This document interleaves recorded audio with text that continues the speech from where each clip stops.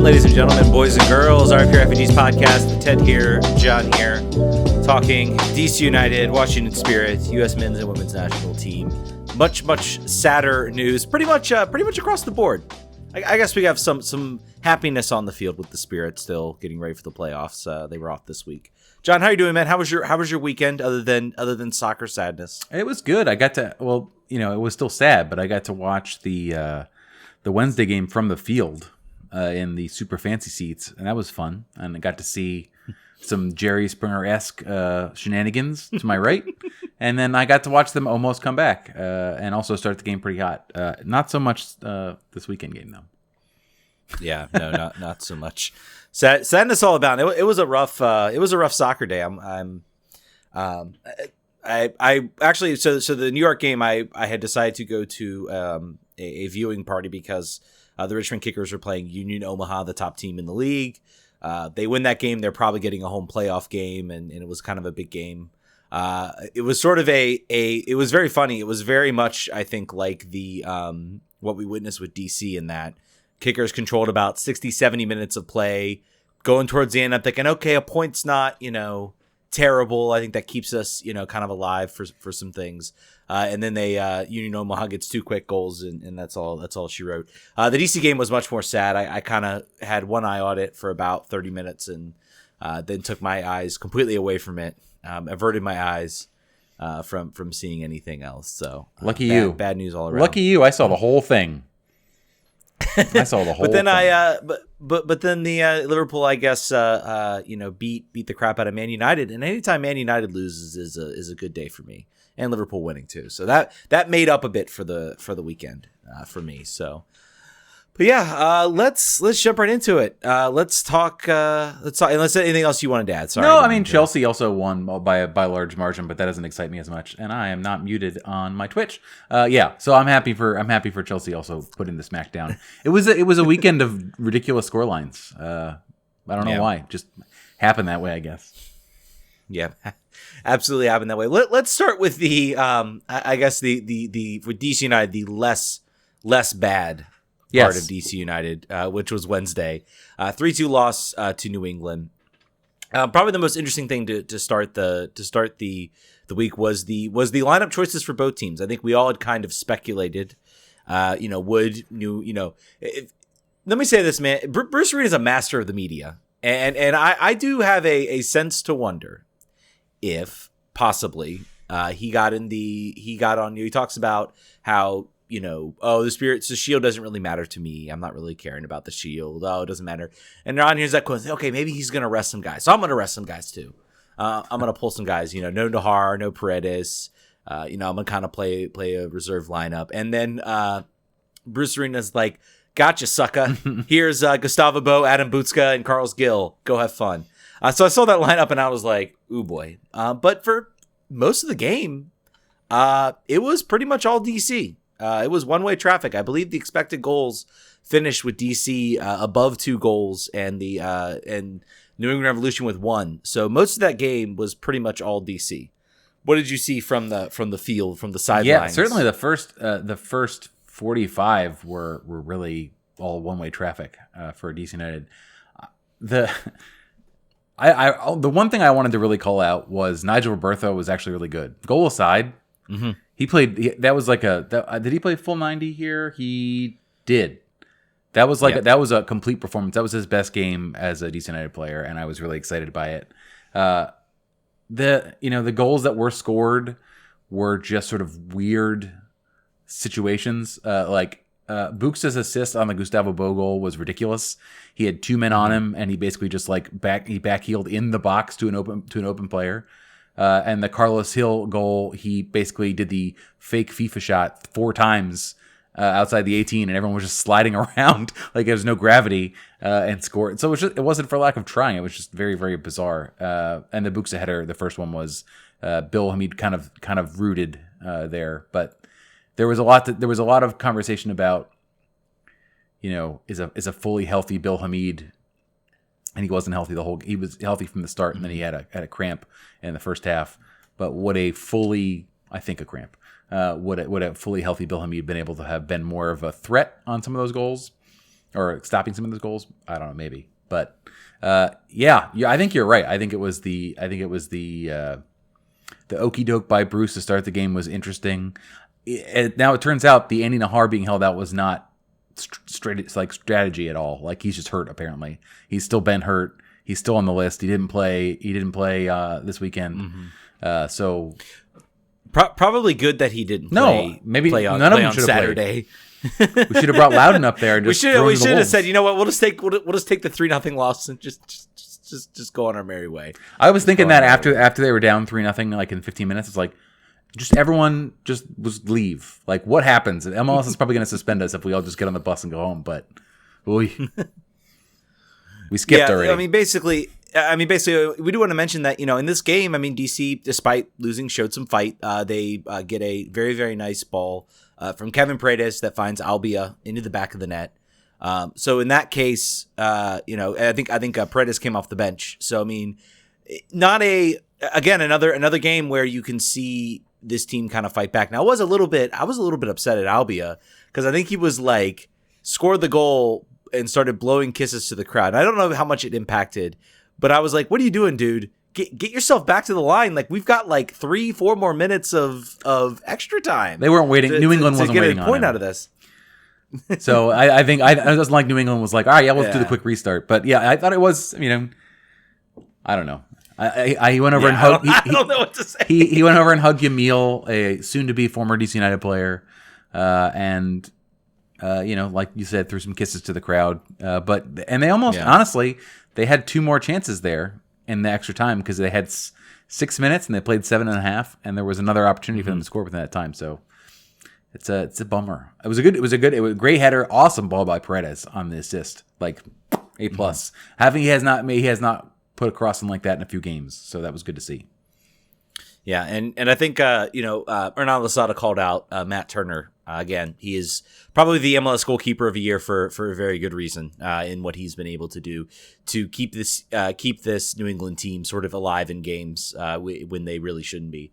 It did definitely feel like, I'll say this, and I was kind of thinking about the Orlando New England game, which I think was on Sunday, that it does appear that there was almost a Bruce Arena. I don't know if it's like coached or anything like that, but this New England team is just really good. They're just able to turn it on, and they're able to get results. And they're able to kind of put themselves, once it becomes personal, then they're like, okay, let's go. All right, we'll play soccer now. That's fine. I don't know what it means. I don't know what it means for the playoffs, but it's just something I've noticed over the past couple games from them. 2 things too. Adam Buksa, I believe, is like tied for 3rd or 4th in Europe in World Cup qualification goals for Poland. The man is playing with supreme confidence. If you watched that game, you saw that.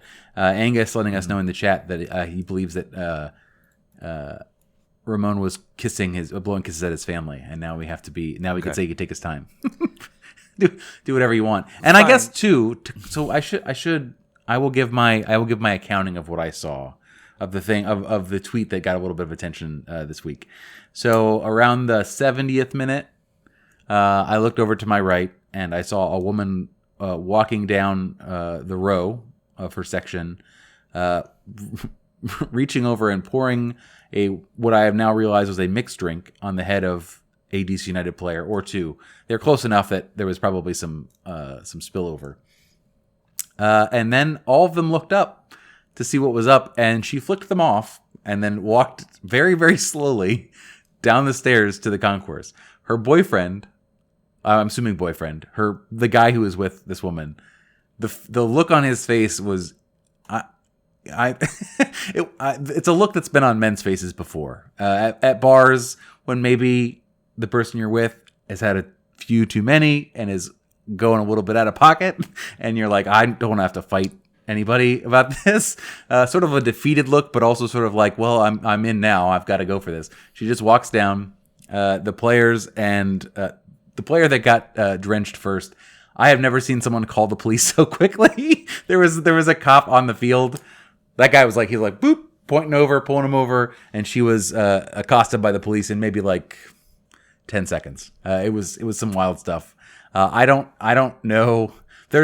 There were obviously quite a few eyewitnesses because it happened in front of a full house of people. But apparently this person may have had some problems with ushers previously for maybe being drunk enough to pour a drink on someone, or not. We don't know. But it was a wild distraction that, all of the players, all of the staff that was over there, the cops in the corner, and the game was still going on for another 20 minutes.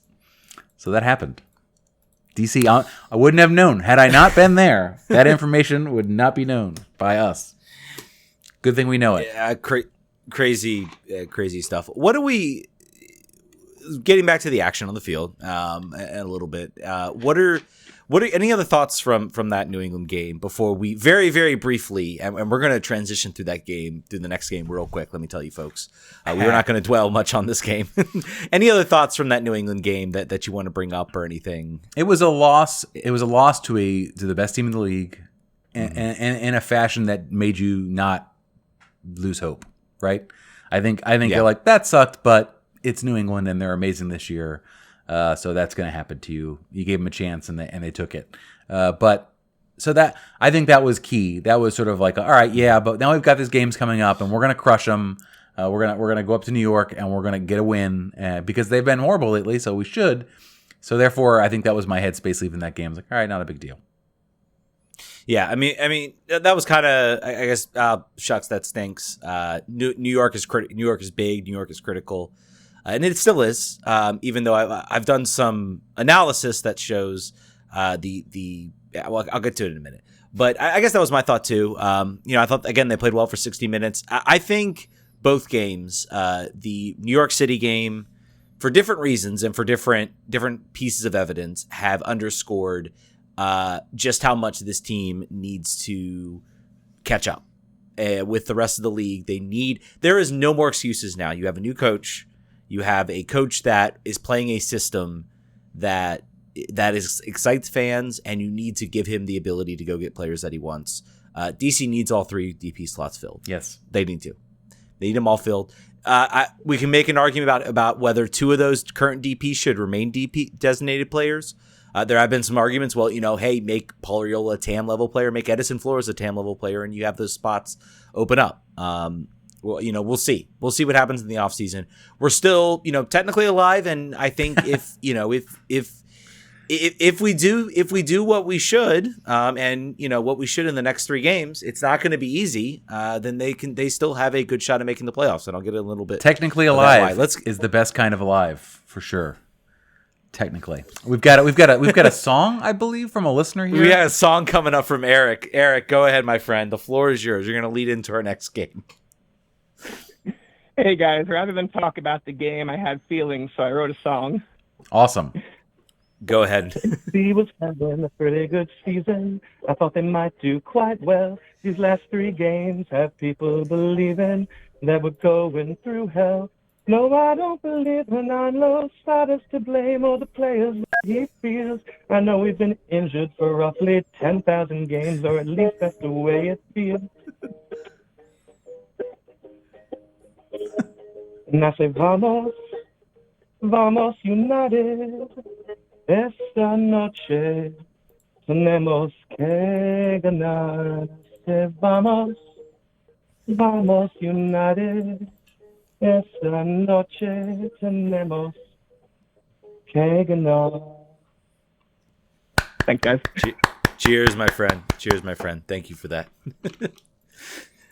Yeah, all right. That's a first on the show. That is a first song. Eric gets a badge. I don't know if he's a Twitch viewer or what, but he gets a badge for sure for that one. Absolutely. But that brings right into the game. New York City. So we're getting this game, and I think part of the analysis was, well, we're going to Yankee Stadium. We play a very pressing style. Pressing style has done very well against New York City. So a lot of people were like, hey, I think DC could do well. That was not the case. That was not the case. Oh. Game opens up, first minute. I think New York scores a goal. So I think there was very much a kind of a shell shock. Second goal was, let's just say, Hamid whiffs on a clearance. And then Birnbaum stumbles. And that is honestly the only analysis That was the only real analysis. a Gerard level slip there. I've got a little flashbacks, I'm sure, for you for a second. Oh yes, it's okay. We won the Premiership. Those flashbacks get less and less. I understand every year. But yeah, I mean that's really all I have to say about the game. That game was over. At that point, it was over. Mm-hmm. Hernan, rage subbed. Not really rage subbed, but just like, all right, this is done. We'll call it a capitulation. We'll call it man management. We'll call it game state awareness. Yeah, definitely. We got Angus on the line. Wants to talk about the game, so we'll take Angus. It away. We'll talk about it, so we don't have to. Angus, talk about this game. Exactly. take that bullet for us, my friend. It was a game, wasn't it? It was. I had a very rough sports weekend, as I made aware on Twitter. It was a rough weekend for me. I spent the afternoon at the USA All Blacks rugby game, and which I knew was going to be a loss, right? I knew that was coming, and I was just hoping that I'd go home and be able to like cleanse my palate with some excellent soccer on a very small field, which it seems like this team is almost built to play on, considering we shortened Audi Field this year to be to better suit an attacking pressing style. And we've got players on the team in Paredes, in Nahar, in Perez even, who play with a very technical style that is all about beating players on the dribble and handling the ball in tight situations. I mean, Perez literally played on a futsal court, which isn't much bigger than Yankee Stadium. And Dave Johnson made that known in the broadcast. So I hope he's okay, and I hope that he's not another injury that we have to worry about. I know he's just coming back from the broken foot, so there may or may not have been complications with that. But man, oh man, was I not in a very good headspace watching this game 10 minutes in. I was like, really? This again? Like, I don't know what it was. We just seemed flat. And this is the first time I think I've seen a DC United team as flat as they ever were since Ben Olsen, right? And I hate saying this, but I don't think a Ben Olsen team loses 6-0 like that in New York. We at least scored when we got shit housed by New York last year, right? It was like 4-1. Or was it 4-0? But we didn't concede 6. Right. Yeah, that's true. And man, oh man, is it? You see the slipping and sliding people were doing all over that field, and I gotta wonder, did we bring the right cleats? Like what happened? Yeah, there was a lot of that. There was I'm remembering now like 3 occasions where they lost their footing, and obviously Yankee Stadium, not the best platform for soccer that you can find yourself on. But I think, you talked about the fact that they just looked sort of outclassed or whatever. I feel like as soon as they went down 3-0, they just went into conservation mode. I think that there was they had no opportunities going forward. I think they were trying to limit damage at that point when they were down 3-0, and they couldn't, unfortunately. Bill Hamid made about, I think I looked during the game, Bill had made like 7 saves and had still conceded 5 goals by that point. So, and 4 of them were diving saves. So it could have been a lot worse. Like the DC was there. It was not a 2-party game. Basically, it was a one side. One team was trying to score, and the other team was trying not to die. One team did that well. The other one did not. We even had some decent opportunities towards the end there. I mean, Felipe had a good one. Skundrich had a good one. COA, I thought, was going to score. I feel bad for him. He's had a pretty decent play in that Nahar slot. It's almost surprising, and maybe just the coaching staff has the ability to transition a right back into a center back. But he was playing all right there. And granted, New York wasn't exactly stepping on our throats in the second half. I mean, they did score another 2, but it's you got to give credit where credit's due, and he did a good job against New England on Wednesday as well, because he did get some playing time there. Yeah, I think it's good that they've turned him into a player that you can throw on the field, because for injury for a good half of the year, and then also either fitness or just not lack opportunity. So yeah, I think Angus, I think this was being talked about on the Discord where we were at, and someone was basically like, yeah, Odeatsum, the ceiling is known for him. And I think that's probably true. Right. But that's also fine. Like, I don't think you want him to be a starter on this team. I think you want him to be a rotation option. We need depth. Right. We don't need him to be Nahar. We need him to just be him. Like, yep. Play depth. We need the depth guys. Yep. We can't be in Atlanta. The spending came out. We're not spending a lot of money. We can't be Atlanta and just have like people come off the bench that are insanely good at like exactly what Atlanta wants to play as. And especially this year because, well, you know, we're still dealing with a lot of contracts. And next year will be different, right? That's my question for you, Angus. I talked about this after the game, and I just looking at the timeline, it was basically like after, you know, after everyone was sort of like going through the stages of acceptance and grief on being completely housed by New York City, I sort of synthesized everyone saying, okay, yeah, we are backing into this playoff situation here in a way that we hoped that we wouldn't do. We were a lot more put together a month ago, and now we're sort of just limping in and hope we make it in. And even if we do make it in right now, based on this team, like probably it's not going to be a long time in the playoffs. But Hernan overperformed, I think, with the roster that he has at his disposal. Also including the fact that the players that they are paying the most, which he has alluded to many, many times, are often not available due to injury. The team or national team duty or injury on national team duty. This is the front office and the ownership, more the ownership than the front office, have to back him this offseason, or fans are going to be a lot less patient with results towards the end of the year. Like this run right now we're going on right now, or just general disappointment, I don't think the fans will be as patient and sympathetic as they are maybe this year. What do you think? You know, I think it depends on who they're voicing their frustration towards, right? Like last year and for many a year before, Ben Olsen was the easy scapegoat. He is literally the definition of a scapegoat in all facets of his soccer career post-player, right? Yep. You look at what he's done over the past decade and almost 15 years, and it's pretty much been like, okay, well, you can blame him pretty easily. The fans have an outlet to blame.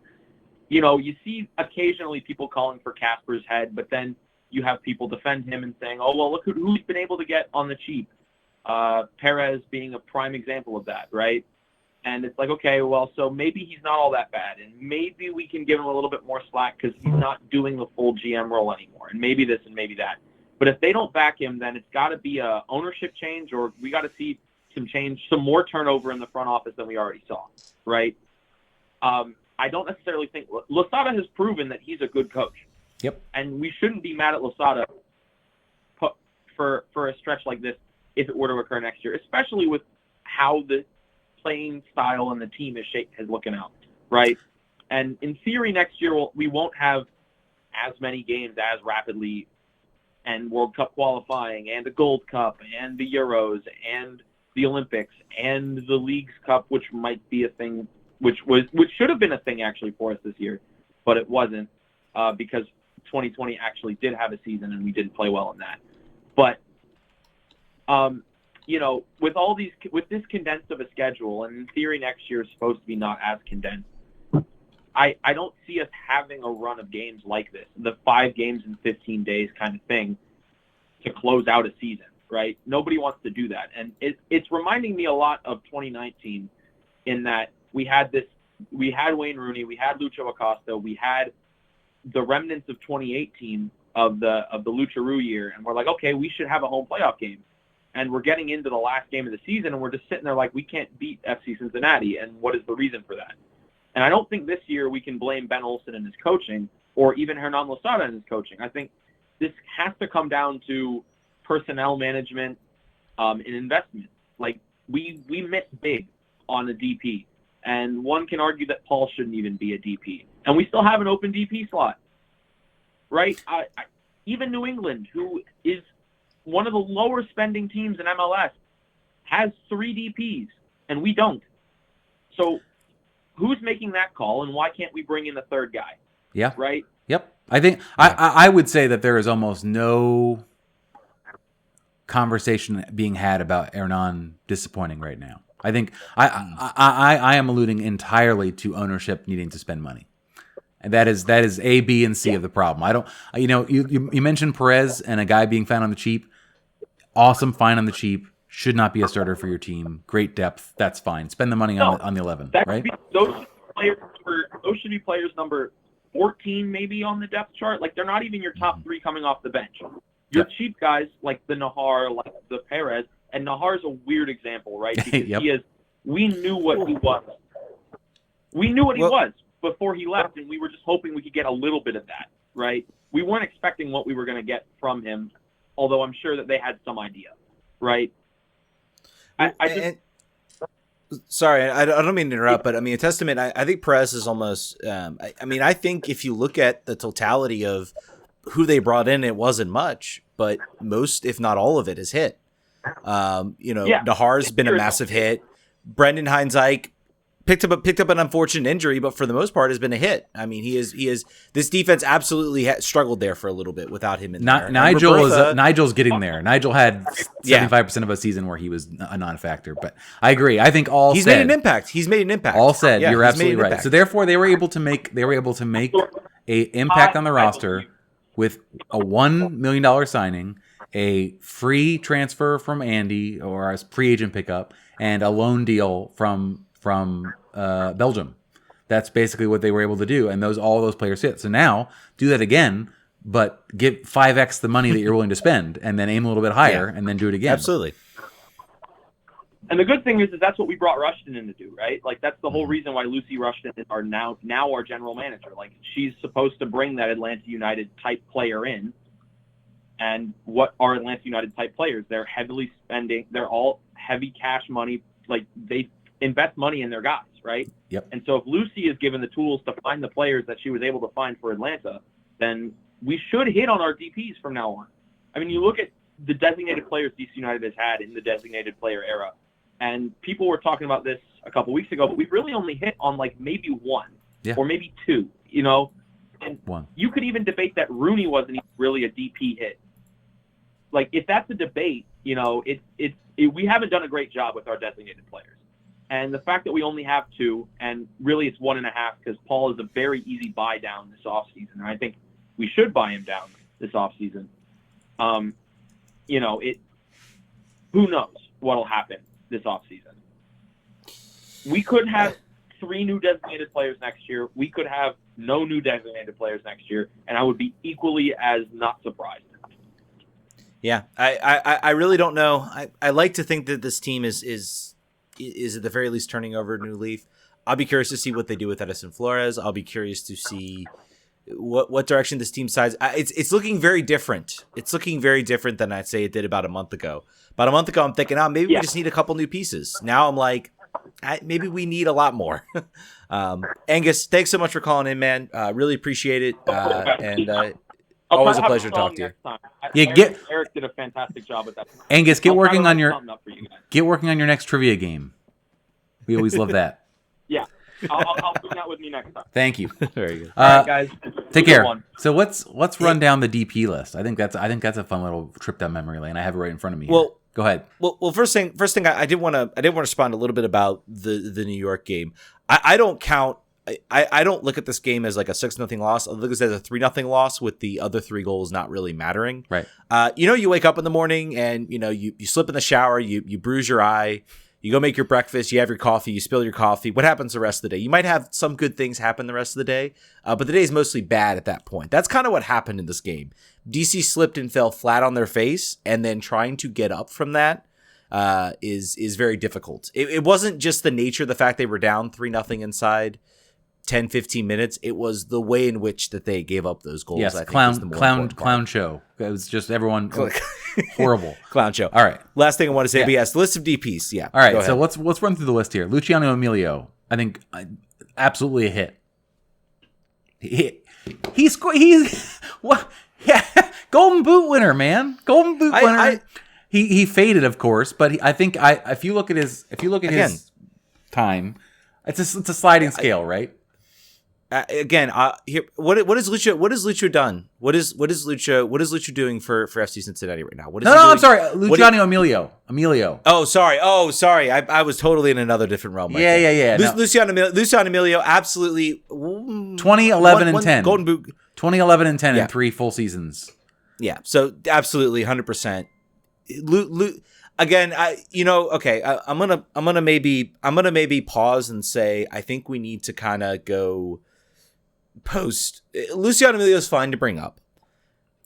totally 100%. He would be a TAM level player in today's MLS. Not after that first be a season. I think he would have renegotiated his contract after. Maybe. But I mean, in reality of his salary and what MLS was and what it is now, I mean, I think he would have been a TAM level. I love Lucho, but next one, Marcelo Gallardo. That's a F minus.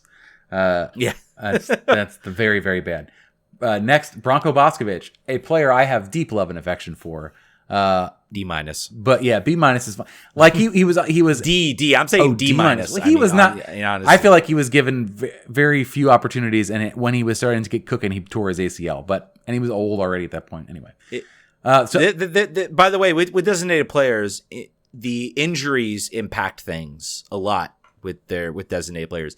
Branko Boskovic, there was a golden moment when I think honestly Dax McCarty would have really worked out here if Branko Boskovic had been there for that 2011 season, where it was him and and there was like a brief 15 minutes when they were kind of like controlling that center of midfield, and then Branko gets hurt and that's it. So and an open cup that was game. Always kind of an open cup game. So next up, Dwayne De Rosario, success or failure? What do you think? Honestly, a success. He took a team. He took a team at the time. D-Ro will always be one of my favorite players. Just 2011, the way he came into this team, obviously won the MVP that year. 2012 had a great season and then had an injury, had a really, really bad injury and was really never the same player after that. I still wonder if he had not gotten that injury, what would have happened. I think this team very, very, very clearly could have maybe made an MLS Cup run in 2012. I say that with supreme confidence with how well he was playing. Here's a little stats fun. Little stats fun for Dwayne. He scored 23 and 68 with DC. He scored 27 and 108 with San Jose, 24 and 78 with Houston, and then 27 and 57 with Toronto. So other than Toronto, he was his most efficient goal scoring with DC United at the tail end of his career. There were two players in DC United's recent history, I'll say, post what you're talking about, the DP era of history. Lucho, probably maybe Luciano Emilio plays in that role, but there were two players that could come into a game and they could change the outcome of that game. They were Carlos Gil type players. They were Zelarayan type players. It was D-Ro and Wayne Rooney. Yep. Those were two players that could just absolutely affect a change, win a game by themselves. And DC hasn't had that. Hasn't had that very often. Because that costs a lot of money, usually. Yeah. Next up, Hamdi Salihi. That would be a D. I'm going F on that. F? That was oof. Is he? Well, the hard part here is Gallardo sets the new score. So Hamdi scored 6 goals in 23. I regret the fact that I had a Hamdi Salihi jersey, but we'll move on from that. Rafael Gladiator, first young DP signed in 2013. That would be an F as well. Scored 1 goal against Columbus, never again. Good goal though. Good goal. That was a good goal. That was that was bad. That was really bad. 2014. Yep. Next up, 2014. Eddie Johnson. 2014-2015 had to retire early due to a heart condition. What do you think about him? Eddie Johnson, who I saw in a Reagan National Airport one time.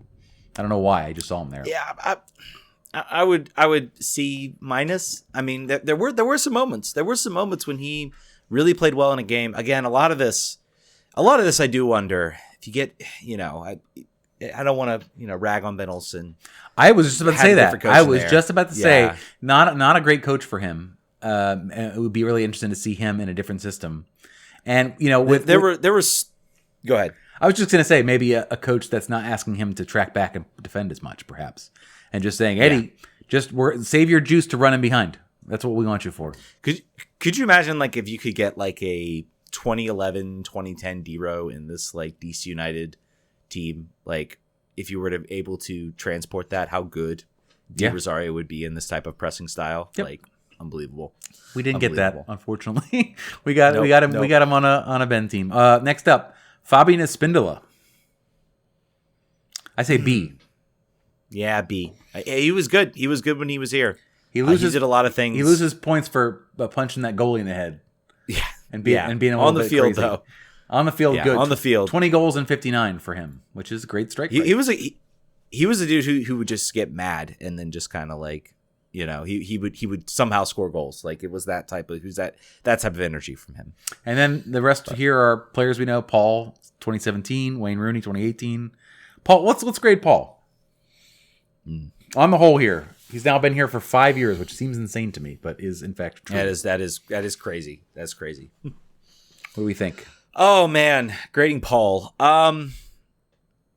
It's hard to know because what expectations were, I guess, for Paul Arriola when he came in. Not super high. He was a player. He was a fringe player on the national team, coming from Tijuana, where he was not an everyday starter. No, not really. He wasn't a fringe player on the national team. He's a fringe player now, but at the time he came in, I mean, he started in the infamous Trinidad and Tobago game. He started through multiple games in World Cup qualifying. In a crucial World Cup qualifier the U.S. needed to win. They didn't win it. He was on the field. This was a guy who was at the time right along with Christian Pulisic, was considered kind of the future of that U.S. national team in a lot of ways. He had made his debut 1 year prior to signing for us. Yeah, but I mean, he still was a developing star on the national team and really played a role. Look, I love Paul. I think the problem with Paul, of course, as well, is that you have to look at 2020, obviously COVID year, but he was injured that entire season, did not play. So really, it's been 4 years. He was his first 2 seasons were on a team, particularly through back half of 2017, first half of 2018 to Wayne Rooney arrived, a team that was just not very good or was certainly lacking a little bit of offensive direction. Injuries have hurt him, but when he's on the field, and this is why I'm at least a little bit positive. I hope he's back. I hope he's back on Wednesday. We need him. This team misses his energy. Offense has not looked as effective. And his energy can bring a lot. Honestly, I mean, I have to go with a B+. That's my score as well. I am also still grading these on a scale of who these players are, not like an absolute. So Wayne Rooney next. This could be spicy. I don't know. What do you think? Oh, it's so hard. I think I look back, and this is why I hope the ownership learned a lesson from Wayne Rooney, and that you can't just. I hope they didn't think, man, we nailed that coaching signing. We don't need to do anything else. No. You gotta keep this going. You gotta keep this going. Is my hope at least. But with Wayne Rooney, great 2018, still was impactful for this team in 2019. But you know what? He didn't have any real stay. I mean, what happened to this team immediately after he left? They completely collapsed. I mean, there was no real staying power. You don't really see. I see some, but you don't really see Wayne Rooney jerseys, DC shirts around the stadium much anymore. They're all hanging up on the wall like mine is, right behind the camera. Fair. I don't know. I don't know how to grade him. I really don't. I'll grade him for you. What grade do you? I'm grading him an A. He scored 23 goals in 48 games. No. You talked about how the team fell apart when he left, or after he left, the team had no juice left anymore. That tells you the level of impact. He was signed as a player to make a difference at the box office. He did, but then also he managed to still be a guy who could score a goal every other game. And that is including 2019, where the back half of his season, he was going through some sort of personal problems that we don't necessarily know for sure. He was already checked out, half wanting to leave, and then was able to do so without having to actually be transferred out, and we were not able to receive any goods or services for his departure. And if you're comparing him to other designated players that we're looking at here, I cannot imagine a player who, in the short time he was here, had a bigger impact. Dwayne De Rosario would be the only one that you could really hold up. And Wayne had the box office and sort of national media attention spotlight that Dwayne did not have, because obviously he was a known quantity in the league. That's why I would rate him as an A on a curve for who DC United has signed in the past and for what he was able to do in a short time. That's my grade. What's your grade?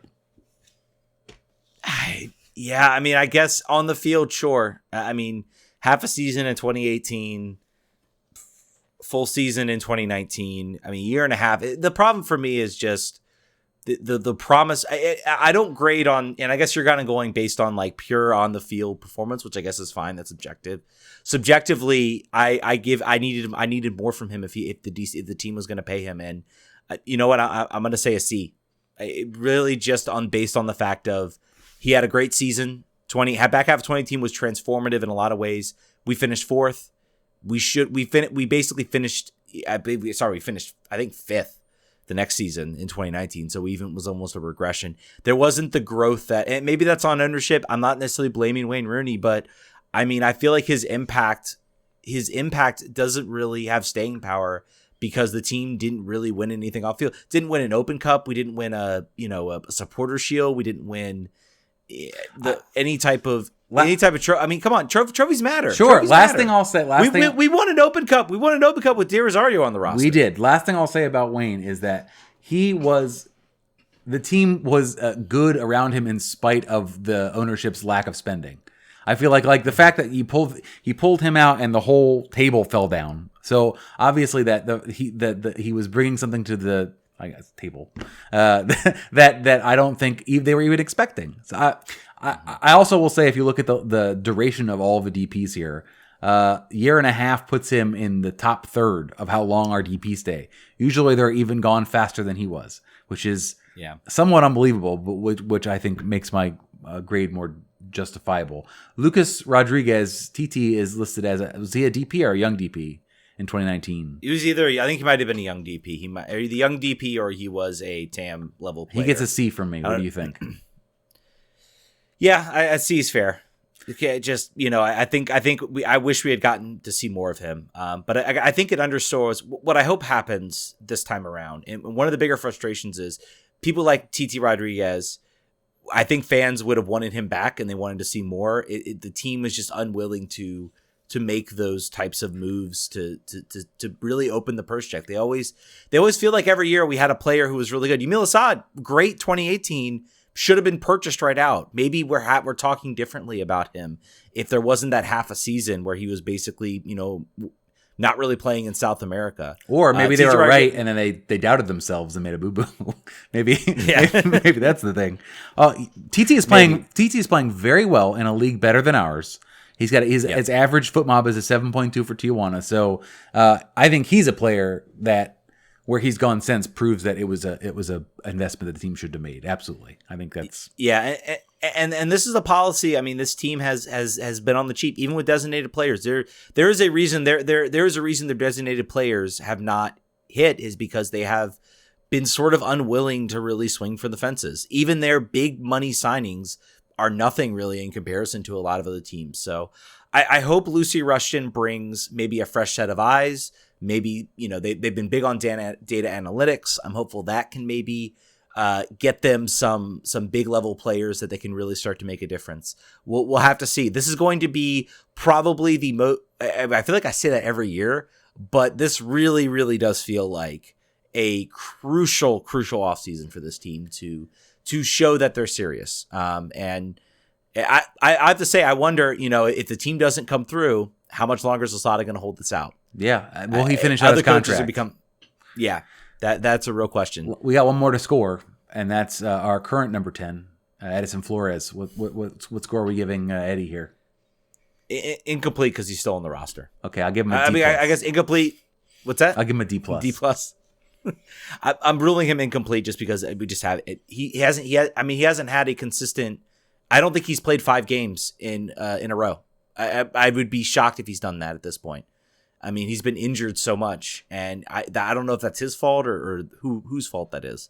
I don't know if he'll come back next year. I really don't. I don't know if the team will just, even if they have to take a massive hit money wise, it might be worth it at this point just to get that salary off your roster. We'll see. There's the DPs. We'll see. This a quick throwaway since I'm on the DP page.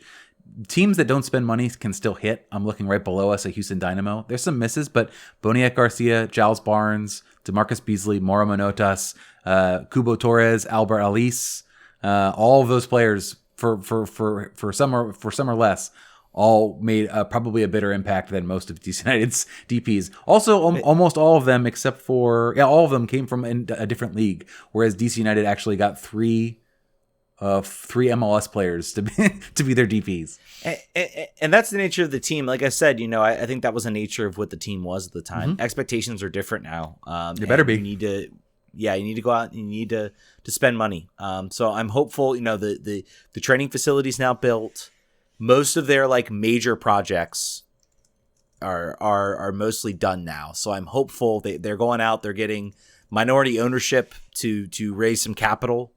So I'm hopeful that's going to be invested in the team. They're also hiring a lot better too. Lucy Rushton was a great hire, almost a coup for this team. They've hired a lot on their coaching staff. They've hired a lot on the training staff, the youth side. They've done a lot to really grow this team. And you know, we'll have to wait and see. I'm hopeful we're going to see this team look a lot better, and we can really get excited. We're going to try to get Lucy on the show in the offseason to try to figure out what their strategy is. That's going to be a goal for us to do. So we'll see if we can make that happen. So let's talk about the fact that the DC United season is not over yet. Yeah, the season's not over yet. Not at all. John just took us on a wild ride where we just it's called making content after 2 loss week, man. You got to give us get a little bit of juice. Go ahead. Well, man, we're still live, man. We got playoffs, and I took the time, so we got some playoff projections coming up. This is all from the sports club sites, stats.com. That's probably it's really the only site I could find. I did some other, I guess I looked at 538 as well. According to Sports Club Stats, we have a 31.7% chance of making the playoffs. So basically rolling a 1, 2, or a 3 on a 10-sided die. 28.7% for 538. The real meat of the conversation comes into the what if scenarios. And DC basically, for lack of a better word, needs to win out. They went out their next 3 games, and I will. There were some stats out there about how they don't necessarily control their destiny, and for the most part, that is true. But there is. I was kind of breaking down the standings, and I think really this is going to come down to so New York Red Bulls have 4 games left, so they actually have one more game coming up, but they play Atlanta and they play Montreal. Both teams that are ahead of us and both teams that are chasing. That's important for 2 reasons. In the fact that DC, in on themselves, are basically DC are chasing both those teams, and DC is basically 2 points back of each of those teams. So any of those teams slip. So basically, Red Bulls. If Atlanta beats the Red Bulls and DC beats the Red Bulls, DC moves ahead of them, recontrols their destiny. Even if DC beats the Red Bulls and then Red Bulls beat Atlanta, DC moves ahead of Atlanta at that point. So in all actuality, that the destiny is still kind of pretty much in DC's hands if they can win out these next 3 games. There's some math out there you could do to say that they won't make the playoffs, but win these 3 games, you make the playoffs. You draw one of them, it gets harder. Sports Club Stats gets a 71% chance if that happens. Anything other than that, basically you're looking at less than a coin flip. So really, I mean, the way you break this down, the next 3 games are fortunate for DC that their 2 toughest games, Red Bulls and Crew, are at home. You got to win your home games. You got to win this next 2 games. You got to find a way. Hopefully Areola comes back. Hopefully things get back. Hopefully you have a smart TV so you can watch it on DCUnited.com on Wednesday. Yeah. I mean, that's all fine. I don't know. Yeah, there's got to be a new solution for that. Come on. I mean, I get not having the game, but can you put it on the NBC Sports app? Can you do something so that I can tune in on my TV instead of? I'm gonna probably have to figure out the iPad and casting or something like that. And I've heard some horror stories about the watching the game on stream. I've done that. Yes, it's not the best. Yeah. But so they like you said, winning all 3 here. The projections here say all 3, and you're in 100%. If they lose one, like you said, less than a coin flip. But really, just win all 3 games. Other than that, it's doable, right? I think as these games are constituted, like you said, the fact that 2 of them are at home, that they're a little condensed is a little bit of a problem from a hurt team perspective. But this is the end of the season. This is what everyone's doing. In a way, you had the benefit by getting blown out by New York that you basically just yanked everybody off at halftime. Julian Gressel's rested now. He's literally feet up on a pool floaty. You rested a bunch of guys. You have time to get ready. Your games are at home. I think they got to figure out a way to get. This is a moment where I say, if I'm Hernan Losada, the game's 1-1. I'm pulling the keeper. I'm pulling everybody to try to figure out a way. And I think actually New York Red Bulls are going to kind of come into this game maybe looking for a draw, maybe looking just to get a point because it just denies DC a chance to move ahead of them. So that the Red Bulls game I think is going to be, if I had to choose a game that that we need to win. So we look at the two wins, one draw. So, but I don't think any of those games have necessarily an equal weight. I think a draw against Red Bulls is probably worse than if we drew Crew or even Toronto, because of where they sit in the standings. I think in all honesty, you need to beat the Red Bulls on Wednesday. 100%. That needs to be a win, because that opens up everything else. Otherwise, then you really are relying on help, I think, at that point. So I think these 3 games do not have equal weight. Wednesday is the most important. And then the crew are struggling. I think they'll be without Giassi Zardes. So they are basically out without him till the rest of the season. So they got to figure that out. Again, I think you focus on these next 2 games, you get some rest, and then you see where you stand on Sunday. Maybe things go really in your favor and you can kind of cruise a little bit. Because I think at this point, it's let's just make the playoffs, and we can call this season a success. I wanted to ask you a question about this. If someone showed you this chart right here, someone showed you the season, someone showed you everything at the beginning of the year, would you have been happy? Would you have been happy with the team? At the before we saw any games? Before we saw any games, before we saw anything about this team? I guess I would. It's hard. It's really hard. It's really hard to put yourself in that phase, but you have to remember, there was even amongst us, I think we were kind of like, this was maybe like where we thought we'd be. Like, worst case scenario, we were going to be like down near the bottom. Best case scenario, we were going to be like maybe in the playoffs, kind of competing. Right. I mean, but really, we're pretty close to where I think many fans had us at the beginning of the year. After a month or 2, I think this was our worst case scenario after 2 months. We were like, or I'm trying to remember when it was. I know that we could go back in the archives. Oh yeah. But it was basically 100%. But it was basically like 8th place was our worst, the lowest we'd accept, and that looks like, yes, we can have that if they go 3 unbeaten or almost 3 unbeaten, or they have to go 3 unbeaten basically.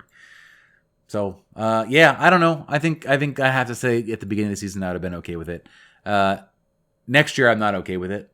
Now already I'm ahead of time. I'm saying that for future John and Ted in October of 2022.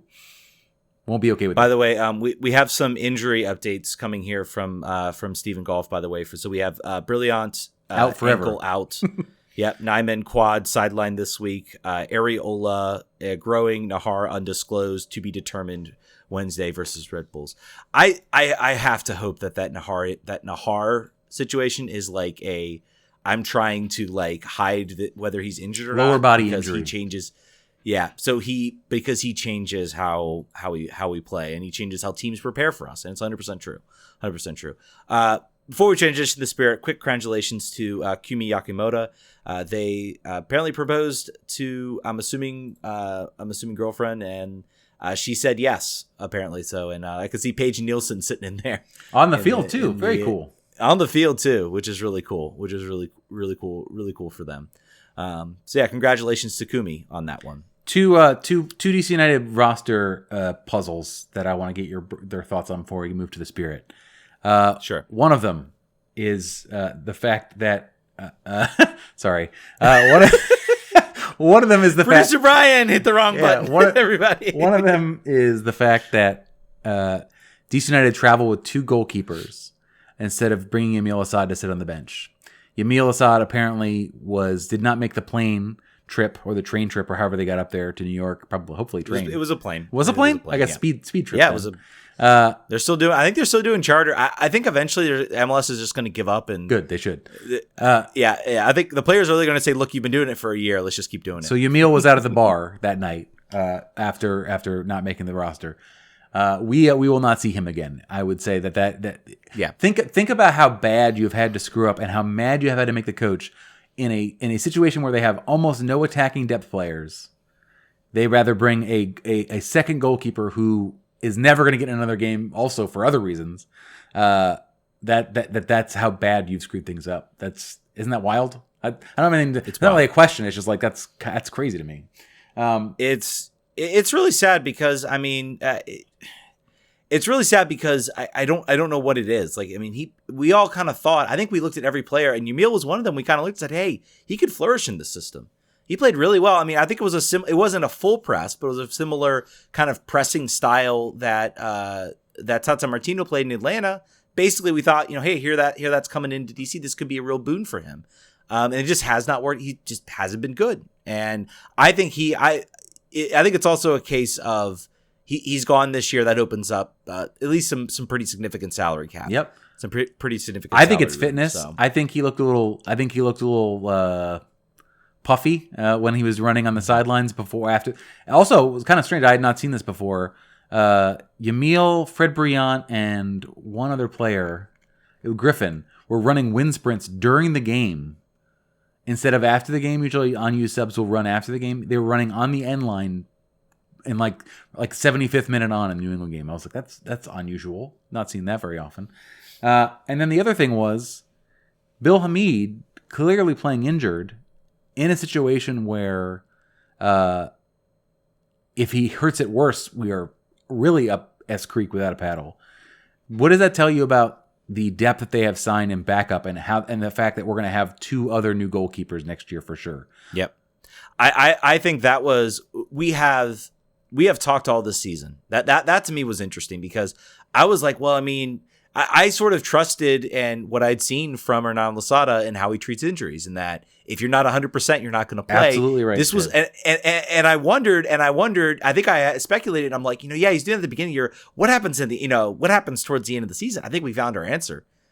He's willing to say, you know what, Bill, you're our best shot to stay alive in this playoff race, and the margin is razor thin as far as I'm concerned. So you're going to stay. I know you're not 100%, but you're going to stay. When he was walking off at halftime, and he gave a high five to Thornton on the way in, I think I saw him make a thumbs down. He was limping off, like he looked like a guy who was not able to play. So clearly, like you said, they must have got him on the training table, and they're like, "Listen, man, you've seen these other games. I will take a one-legged you over a two-legged John Kempen." But that's just damning. I think that's really, I don't know. Yeah. We don't get to watch the training sessions. We've gotten to see enough game tape now on John Kempen, but I don't know what happened to Chris Seitz, where he's not even considered to be a physical option in that situation. So clearly, that's 2 new players coming in. We'll see who that's going to be, but for sure, someone Angus asking if Jay Forda has his green card. He's looked pretty poor for Loudoun as well. So yeah. I think he and John Kempen may be comparable or Kempen probably much better actually. There may be a few young players. I mean, I think Ted Pietro, I'll be curious to see what kind of looks he gets. I think he's been the one player who I think has played semi-decently for Loudoun. But basically, we're talking great. Young players. He's played. Yeah, I think he's had 25 starts this season. Mm-hmm. Health was his concern. Previously, Ryan Martin made like sort of a cryptic statement about the players who were playing for Loudoun you might be seeing for DC United soon. And I don't know if that was just because they're going to be an MLS two side soon. But yeah, there's probably 2 or 3 players there that you're looking for to see if they can make a step up. We got Open Cup next year. There's more opportunities for teams to play younger players. Absolutely. Giovanni Boulvar as well, I think he's looked pretty solid as well. He has not played the last couple games. I'm wondering if he's injured or if he's got a loan situation. So we'll see there. So let's talk Spirit here. A little bit of news broke right before we went on the air. A story once again. The Athletic continues to be the bane of Steve Baldwin's existence by scooping everyone all the time and lighting him up. DC United and the Spirit are having a bit of a open disagreement about where the Spirit are training. The Spirit apparently trained for 1 or 2 days at the new complex in Loudoun until there was a disagreement about what that means for the rest of the season and signing a long-term contract. They're now playing at a high school in Alexandria. This is a team that is playoff bound in the NWSL. This is a team that has been dealing with just unbearable amounts of crap all season long. And this is sort of what they're doing here as we come up to the end of the season. The details of the story are interesting insofar as DC United is saying, yeah, you can train here for the rest of the year. We're going to want you to sign a long-term contract on this right now. Michelle Kang is very heavy into the details, which is great to see. The fact that she has now taken that role. Also interesting to see Michelle and Ben Olsen are working together on this. Apparently, Ben Olsen, the conversation was originally much more contentious. I think that the temperatures have been lowered a little bit, according to Pablo. So the fact that I think there's some hopes that things will get settled here quickly, but DC United built a grass only field for the Spirit to train on.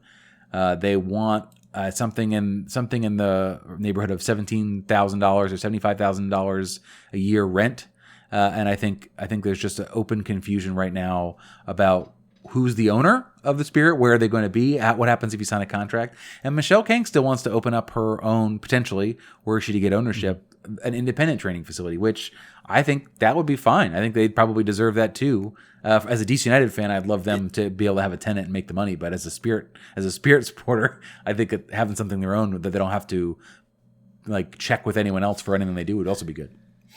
Hearing that and hearing what Kang is promising to do, which he appears very, again, promises can only get you so far, but it's still baffling to me that the league is not doing everything they can to get the Spirit in her hands fully, 100%. I don't think they can do much. If you the quote from the temporary NWSL commissioner was very much. They said they could force a sale if they wanted to. But they hedged it so. It was basically like, we would love for this to go without us having to do that. please do this in any way that doesn't involve make us have to like hit the nuke, and that's kind of what this would be. This definitely. We can't really speculate. And the article, I was kind of reading the article to say, okay, where does this kind of fall? Who's holding this up? Who's causing this?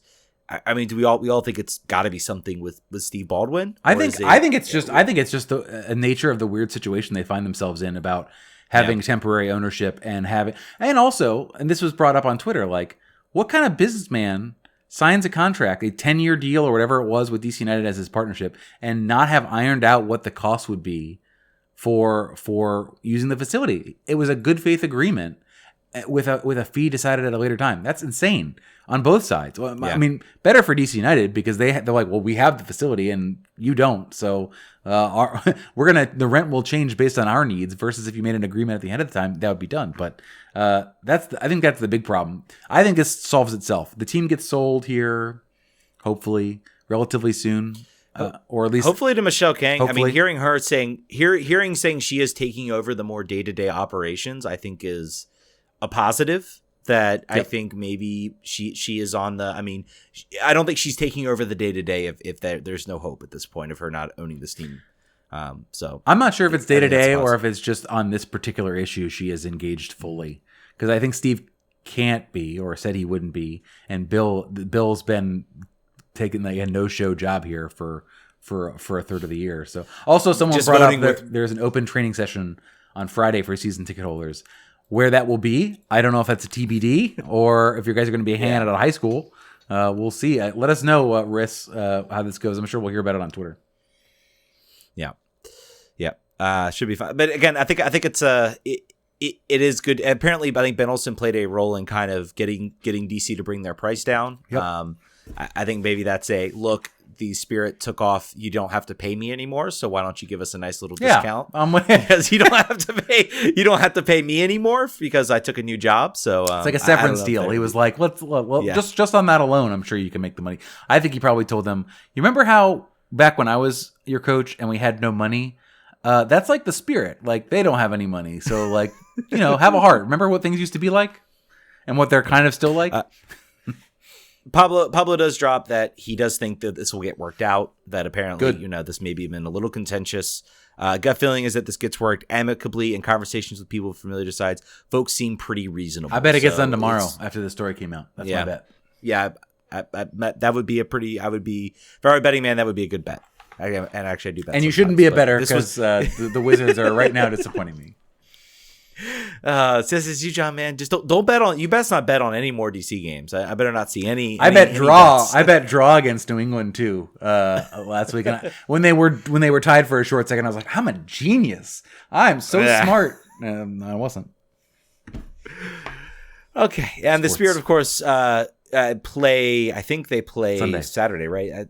Sunday, The yeah. 31st. So they play Sunday to wrap out their season. The good news is from a perspective of if they do host a playoff game, Stephen Goff has said they will be playing at Audi Field, so that is a very, very good thing for the team. I think coming up and a win, and they get a home game. And good for media people who are credentialed to cover that. They don't have to sit outside under a tent if it's at Segra. Yeah. Yeah. Well, I mean, now I think it might have been. Well, I think it definitely did just happen to work out that they need the date. I think that'll be a game to highlight for people if you can make it out there. I think will be sometime November 5th or 6th if I'm not mistaken. Probably around that time. So definitely good to see that game will be at Audi Field should they host a playoff game, and they stand a pretty good chance of doing that. A lot of things kind of have to go their way, but I would say they have a good chance of getting a home playoff game. Got to win against the Houston Dash. Gotham FC, by the way, Drew, they're the team to watch right now for as far as standings go for them. They play Racing Louisville at home on Thursday, and then Sunday against Racing Louisville. I don't know, man. FC Kansas City also bottom of the table, and that was 1-1. So I don't know, man. Crazier things have happened. Just like any of the teams in the playoffs right now. Don't look at the rest of the teams. I picked out Red Bulls because they actually have the toughest schedule. Everybody else has cupcakes. Great, cool. Atlanta has the Red Bulls and then cupcakes. Montreal has the Red Bulls and then cupcakes. And New York City also has FC has cupcakes as well as far as games go. So definitely don't look at the rest of the games. I'm honestly ready a little bit for the offseason. I think it's going to be exciting. I think there's been a lot of change, and for a DC United podcast, that is the best we can ask for. And then also even just thinking about our release schedule in an off-season setting. Just thinking about that sort of fondly. Well, I do want this team to make the playoffs. Yes. I'm not losing out hope that they can do that. I think making the playoffs would be good. I think it would be a symbol, and I think it would give Hernan some leverage if he can manage this. This is probably the toughest part of his tenure right now. Yep. To try to get this team remotivated, after refocused. Getting shellacked in a not quite must win, but kind of wanted to win game. Yeah, I think this is back's against it right here. This will be a good moment for him. Yeah, absolutely. So it'll be fun to see on Wednesday. Guys, thank you so much for listening. Again, twitch.tv/RFK Refugees. Give us that free sub with Amazon. Thank you. Give us that free sub with Amazon. Do it. Also, if you don't want to do the free sub on Amazon, we still have our Patreon page, still open, patreon.com/RFK. If you're already giving on that, that's great. We appreciate it. I think that's going to do it, guys. We'll catch you guys next Monday. Vamos.